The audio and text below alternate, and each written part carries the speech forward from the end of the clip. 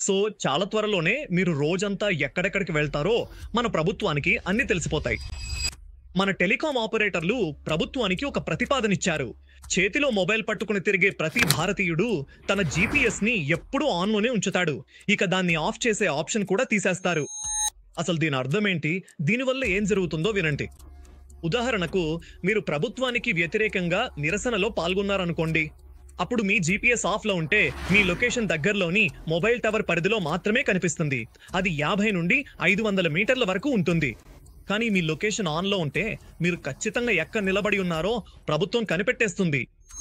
అంతేకాదు, మీరు గడిచిన రోజుల్లో ఎక్కడెక్కడికి వెళ్లారు, అక్కడ ఇంకా ఎవరెవరు ఉన్నారు అనే పూర్తి ట్రాక్ రికార్డు కూడా బయటకొచ్చేస్తుంది.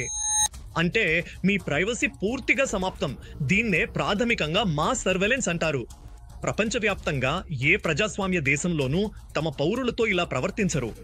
ఇప్పుడు శాంసంగ్, యాపిల్ వాళ్ళు ఏమన్నారంటే, మేము జీపీఎస్ ని మా మొబైల్స్ లో కేవలం నావిగేషన్, ఎమర్జెన్సీ సర్వీసుల కోసమే ఇస్తాం, ఎవరిపైనా గూఢచర్యం చేయడానికి కాదు.